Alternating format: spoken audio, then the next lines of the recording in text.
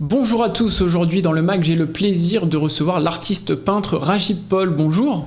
Bonjour. Donc vous êtes artiste peintre professionnel. Nous allons parler de l'exposition rouennaise du collectif L'Art Ose, où vous allez justement exposer. Nous allons exposer dans le détail cette exposition à laquelle vous prendrez part. Mais d'abord un mot sur vous, l'artiste. Vous avez 36 ans, vous êtes bangladais et depuis maintenant 7-8 années, vous vivez à Rouen. Racontez-nous votre parcours d'artiste qui a commencé, je crois, pendant le confinement. Ok. Alors, en fait, quand j'étais petite, je dessinais tout le temps. Après, je me suis inscrit à l'école de Beaux-Arts au Bangladesh. J'ai fait mes études pendant 3 ans. Ensuite, je suis allé en Angleterre. J'ai fait mes études pendant 1 an. Après, quand je suis arrivé en France, j'ai commencé à apprendre la langue pour m'inscrire à l'école de Beaux-Arts à Rouen. Finalement, j'ai eu mon diplôme comme master. Et après, maintenant, je donne des cours. Je suis professeur de l'art plastique. Comme ça, j'ai commencé ma vie ici à Rouen. Justement, est-ce que vous pouvez nous raconter vos premiers mois, vos premières années à Rouen aux Beaux-Arts? En fait, c'était compliqué pour moi parce que j'avais barrière la langue. Je ne pouvais pas m'exprimer. Je me rappelle que quand je suis allé au supermarché, j'ai fait le dessin pour montrer les gens. Voilà, je cherche ça, est-ce que vous pouvez m'aider? Donc, en fait, c'était l'aventure pour moi. Pour commencer, en fait, ça m'a donné un petit peu de richesse aussi, pour réfléchir. Vous avez une âme d'artiste. Qu'est-ce qui vous plaît en France, justement, de ce côté-là?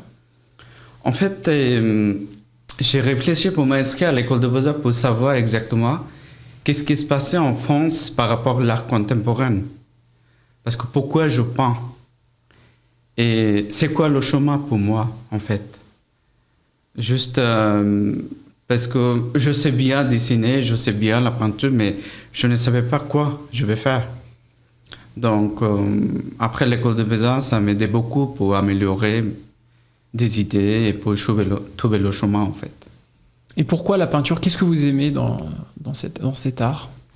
En fait, pour moi, l'art, c'est un langage. Avec l'art, je pense que je suis très accessible. Je peux m'exprimer, je peux partager mes sentiments avec le public. Et même, je peux dénoncer des choses aussi avec l'art. Donc c'est important pour vous aussi ce côté-là? C'est vraiment important pour partager mes sentiments avec le public, comme je suis artiste peintre. Alors il y a la peinture, mais il y a aussi la sculpture que vous pratiquez. Est-ce que vous pouvez nous en dire un mot justement sur votre pratique?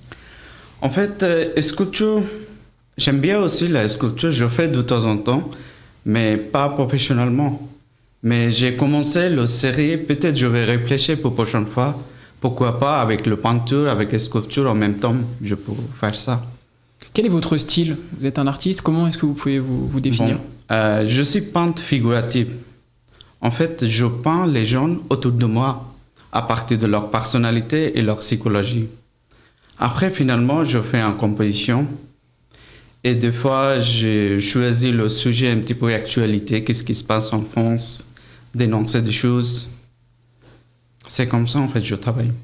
Vous avez décrit Rouen comme la ville de l'impressionnisme. Pourquoi? En fait, vous voyez, quand je marche au centre-ville, à côté de la cathédrale, toujours j'avais chair de poule comme, oui, je sais que Claude Monet, il a dessiné ici, la cathédrale.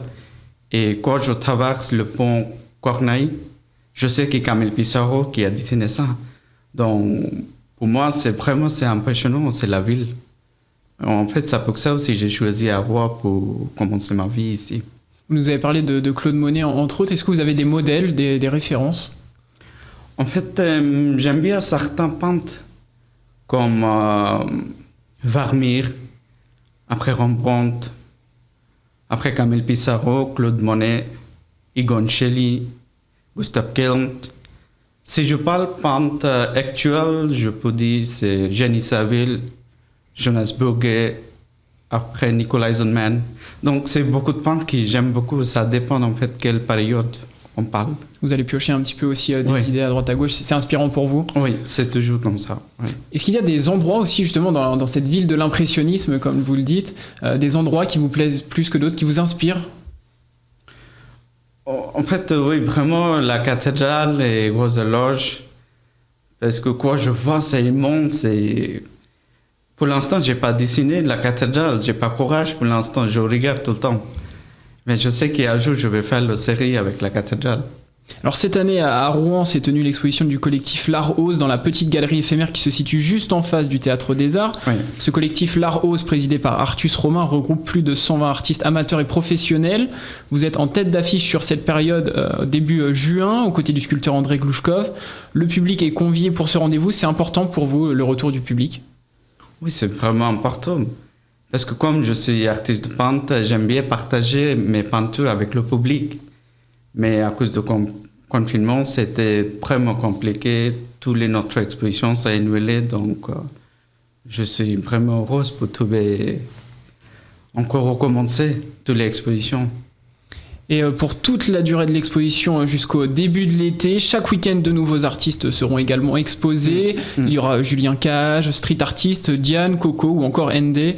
Durant cette exposition, vous présenterez 2 séries. La première s'intitule Les masques mythologiques. Pouvez-vous nous présenter cette série? Oui.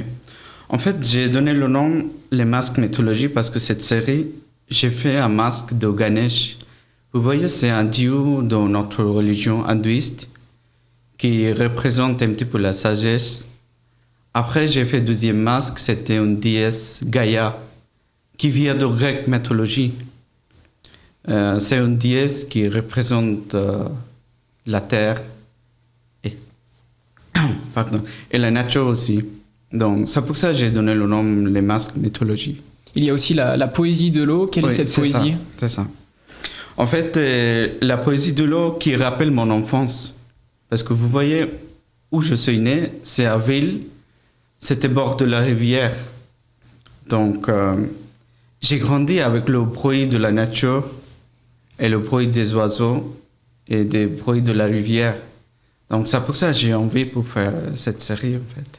Alors justement, sur votre enfant, j'aimerais que l'on parle de l'une de vos peintures. Elle se nomme Mon enfant intérieur, une peinture intimiste où vous représentez votre mémoire d'enfant.